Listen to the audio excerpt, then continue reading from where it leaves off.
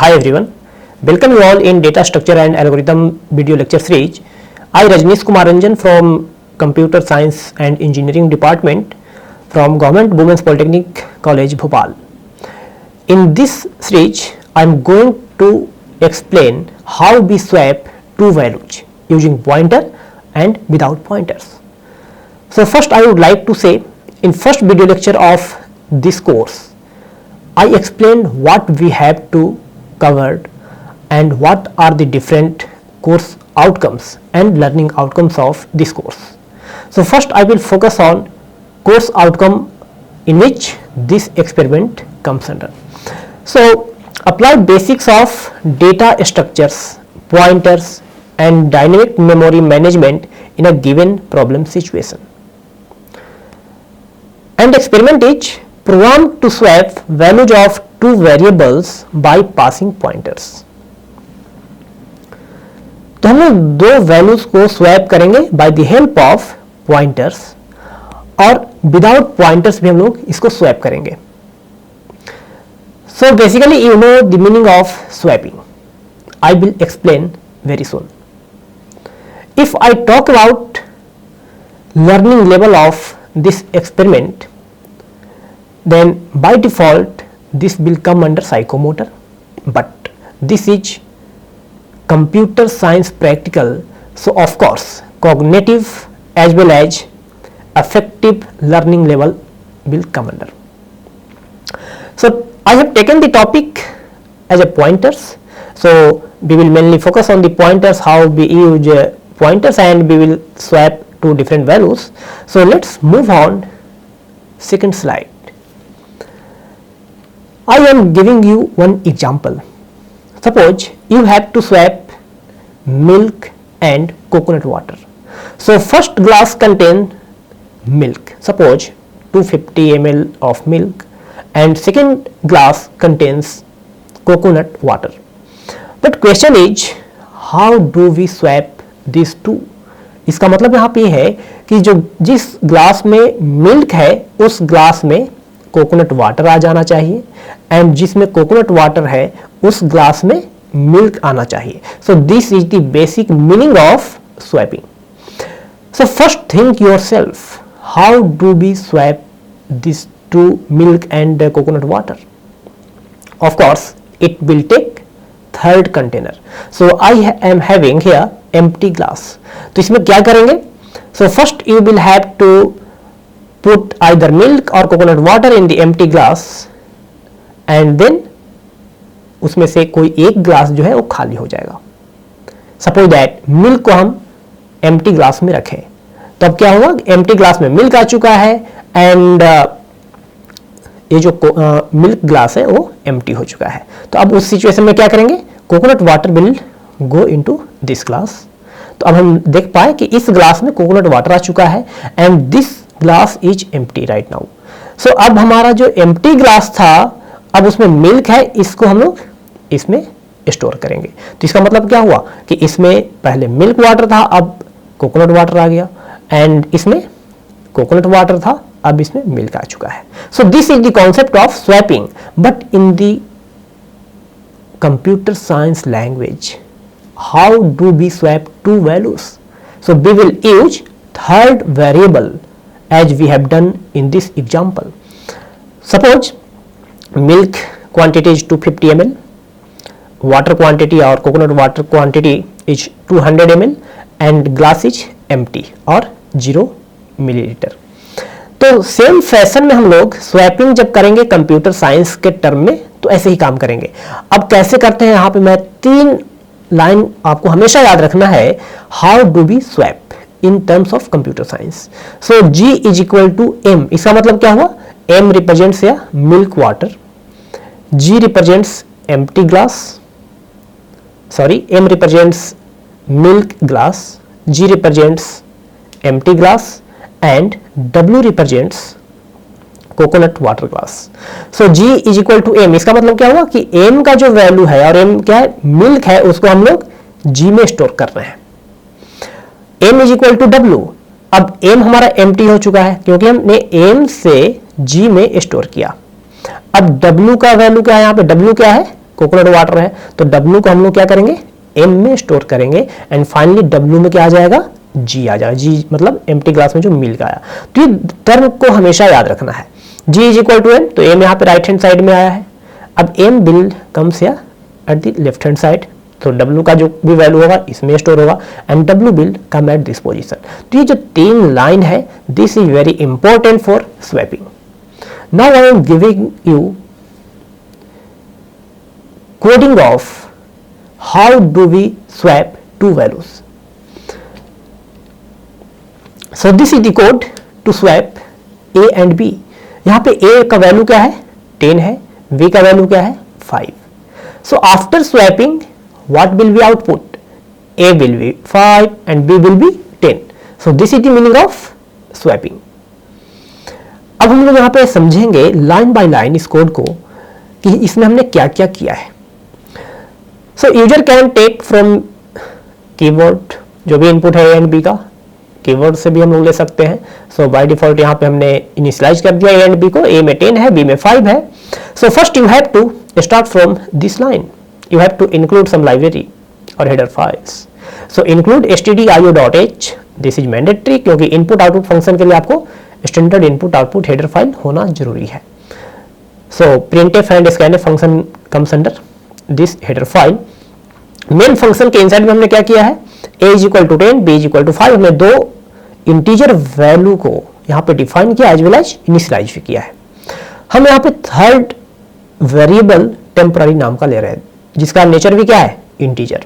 तो same nature का होगा, ये भी आपको ध्यान देना है कि यदि आप 2 फ्लोटिंग वेरिएबल को स्वैप करना चाहते हैं तो third variable will also be floating type. Character के लिए हम बात करें तो थर्ड भी क्या होगा, कैरेक्टर टाइप होना चाहिए। तो यहाँ पे इंटीजर है A एंड B, तो थर्ड वेरिएबल हमारा जो टेम्पररी है वो भी इंटीजर टाइप है। तो हम सबसे पहले यहाँ पे डिस्प्ले कर रहे हैं कि स्वैपिंग करने के पहले A एंड B का वैल्यू क्या है। So this line says values before swapping, A is equal to percentage D, B is equal to percentage D and यहाँ पे A कॉमा B। इसका मतलब क्या है कि परसेंटेज D के जगह पे A का वैल्यू आएगा और इस सेकंड जो परसेंटेज D यहाँ पे लिखा गया है इसके जगह पे B का वैल्यू आएगा। तो यहाँ पे प्रिंट होगा A एंड B का जो एक्चुअल वैल्यू है। अब हमने यहाँ पे जो 3 लाइन का प्रोग्राम किए हैं वो किसके लिए है, स्वैपिंग के लिए है। सो A का वैल्यू जो है वो अब टेम्पररी में चला जाएगा और V का वैल्यू A में आएगा और यहाँ पे ओवरराइट कर देगा जो भी A का वैल्यू था एंड V का वैल्यू अब क्या हो जाएगा, जो टेम्प में अभी वैल्यू स्टोर किया गया A का। अब हम इसके बाद जो प्रिंट कर रहे हैं तो values after swapping A is equal to percentage D, B is equal to percentage D, A and B। तो इसका हम आउटपुट का एक यहाँ पे हमने कट लगाया है। So this is the snapshot of this program. Values before swapping A is equal to 10, B is equal to 5 and values after swapping A is equal to 5, B is equal to 10. Now I want to execute this code on C compiler. या तो आप dev C++ पे इसको execute करें, code block पे use करें या turbo C पे करें और बाकी बहुत सारे कंपाइलर्स हैं उस पर आप रन कर सकते हैं। So choose any one compiler and perform coding. And इसका इंपॉर्टेंस की यदि हम बात करें data structure and algorithm course की, that is very useful and important course for computer science engineers because in every competition you will be asked questions from this topic or from this course. तो हम यहाँ पे चाहेंगे कि इस code को C compiler पे एग्जीक्यूट करें। So let me move on that compiler. So here I have copied the same code and pasted on C compiler and I am using here dev C++ compiler. तो यहाँ पे हमने same code को copy किया। अब इसको हम लोग क्या करेंगे, एग्जीक्यूट कर कंपाइल करेंगे and then we will run this program. So first we will check कि क्या एरर है या नहीं है। यदि एरर फ्री है तो इसका मतलब है कि हमें यहाँ पे कुछ करने की रिक्वायरमेंट नहीं है। अब हम लोग so we can see error 0 warning 0। So now we can execute this code and यहाँ पे देख पाएंगे कि इस कोड को कंपाइल करने में टाइम कितना लग रहा है, 1.89 सेकेंड। अब हम इसको एग्जीक्यूट करेंगे और रन करेंगे। सो this is the output, value before swapping and values after swapping. Now I am going to give you another way of swapping two values. यहाँ पे हमने विदाउट फंक्शन यहाँ पे हमने दो वैल्यू को स्वैप किया है। अब यहाँ पे हम इस दो वैल्यू को by the help of function हम लोग स्वैप करेंगे। So let's move on the next slide and here we will swap the same two value a and b but by the help of function. तो यहाँ पे हमने same code को लिखा है एंड अब यहाँ पे हमने क्या किया, एक स्वैप नाम का फंक्शन हमने डिफाइन किया। So swap a comma b and we have here two arguments. तो हम लोग यहाँ पे a एंड b का जो वैल्यू है उसको पास कर रहे हैं। सो this is the calling function. अब हम लोग स्वैप फंक्शन का जो इंप्लीमेंटेशन होगा that will of course outside of the main. तो हमने यहाँ मेन फंक्शन से इस फंक्शन को कॉल किया, तो अब एक कंपाइलर क्या करेगा, स्वैप फंक्शन का जो इंप्लीमेंटेशन है वो मेन फंक्शन के बाहर में सर्च करेगा। So here we have implementation for main function, sorry swap function. तो स्वैप का यहाँ पे देख पा रहे हैं कि रिटर्न वैल्यू कुछ भी नहीं, इसका मतलब क्या है, हम लोग यहाँ पे void लिख सकते हैं। सो void स्वैप, यहाँ पे इंटीजर मेन का मतलब क्या हो, integer is the return type of main function. तो हम लोग यहाँ पे देखें कि int x comma int y। So this is very important. यहाँ पे हमने a एंड b पास किया, तो a एंड b का टाइप क्या है, इंटीजर है। तो यहाँ पे जो आर्गुमेंट हम लोग x एंड y ले रहे हैं इसका भी आर्गुमेंट डेटा टाइप क्या होगा, इंटीजर होगा। If you write here float character by mistake then this program is going to produce some error. तो हम लोग यहाँ पे इस कॉन्सेप्ट को बोलते हैं call by value, because we are passing the values. हम लोग जब पॉइंटर यूज करेंगे तो उस कॉन्सेप्ट को बोलेंगे कॉल बाय रेफरेंस, और हम लोग एड्रेस को पास करते हुए वैल्यू को स्वैप करेंगे। तो हम लोग यहाँ पे देखेंगे x एंड y। तो x में यहाँ पे क्या आएगा, जो वैल्यू a का है वो x में स्टोर होगा और जो वैल्यू b का है वो y में स्टोर होगा। x एंड y का नाम आप सेम a एंड b भी दे सकते हैं और कोई दूसरा नाम भी हो सकता है। It is not going to produce any error. So x and y हमने यहाँ पे दो आर्गुमेंट यहाँ पे लिया और we have defined x and y and third variable we have temporary. तो हम लोग सेम कॉन्सेप्ट जैसा कि प्रीवियस स्लाइड में देखा, तो हम लोग यहाँ पे x का जो वैल्यू है वो पहले हम लोग टेम्प में रखेंगे एंड x का वैल्यू में हम लोग क्या रखेंगे, y का वैल्यू रखेंगे एंड फाइनली टेम्प का जो वैल्यू है उसका वैल्यू कहाँ पे स्टोर होगा, y में स्टोर होगा।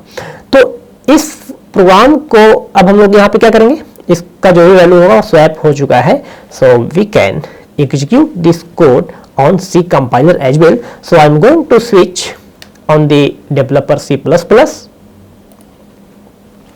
So here we have the same code. So we have copied and paste here. So I am going to compile this code. So we don't have any error here. Warning आ रहा है तो इसका मतलब इससे परेशान होने वाली बात नहीं है। If instead of warning we have some error then we must modify the code। कुछ मॉडिफिकेशन की रिक्वायरमेंट पड़ती है। अब इसको हम लोग रन करेंगे तो यहाँ पे देख पा रहे हैं कि फंक्शन के हेल्प से भी हम लोग दो वैल्यू को स्वैप कर सकते हैं। So value before swapping a is equal to 10, b equal to 5 and keep in mind that कि आप a एंड b का वैल्यू यूजर से भी ले सकते हैं by the help of keyboard. Now I am going to explain our actual implementation. So we have to implement the program to swap values by the help of pointers. So that is the experiment. Now I am going to write the code for swapping but by the help of pointer and वही हमें implement भी करना है as per the RGPV syllabus. So here first understand what is the meaning of call by reference. Call by reference का मतलब होता है कि we are passing address of values and उस एड्रेस पे जो भी एलिमेंट्स हैं, जो भी आइटम है उस आइटम को स्वैप करना but by the help of address. अब एड्रेस जब भी हमें एड्रेस के हेल्प से स्वैप करना हो या एड्रेस यूज करना हो तो उस केस में हमें क्या करना पड़ेगा, we have to use pointers. तो यहाँ पे हमने सेम a एंड b दो डेटा टाइप लिया है जिसका वैल्यू 10 एंड 5 है। तो यहाँ पे हम देख पा रहे हैं कि एक फंक्शन यहाँ पे हमने कॉल किया है that is called swap but we are passing here address and percent is nothing but address of A, address of B. अब एड्रेस का यहाँ पे मीनिंग को समझने की कोशिश करें। ए में हमने 10 लिया, इसका मतलब क्या कि मेमोरी में ए को कुछ एड्रेस दिया गया होगा और किसी पार्टिकुलर एड्रेस पे ए का वैल्यू को स्टोर किया गया होगा। तो ए का वैल्यू यहाँ पे 10 है, तो 10 के लिए कुछ मेमोरी एड्रेस मिला होगा।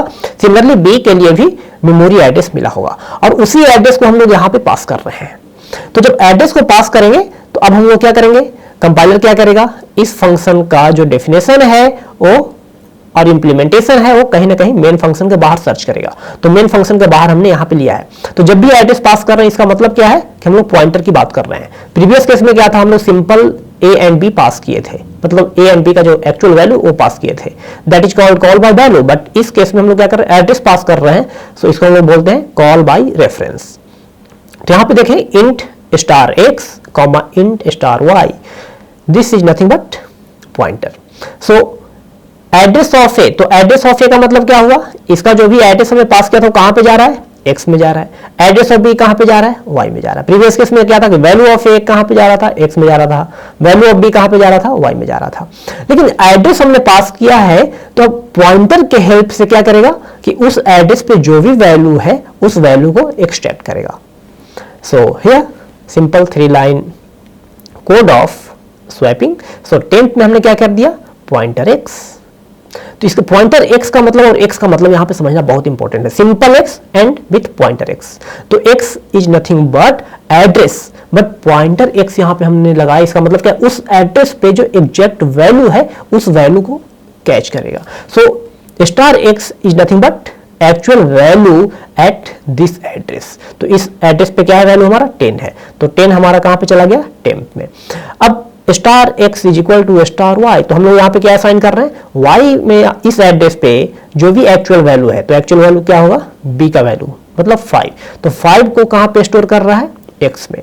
और उसी तरह से टेम्प का जो वैल्यू है वो स्टार वाई पे स्टोर होगा। तो इस तरीके से हम देख पा रहे हैं कि यहाँ पे हम लोग पॉइंटर के हेल्प से दो वैल्यू को कैसे स्वैप करते हैं। तो इसका हम आउटपुट का स्क्रीन भी लगाए हैं, but I am going to execute this code on dev C++ compiler.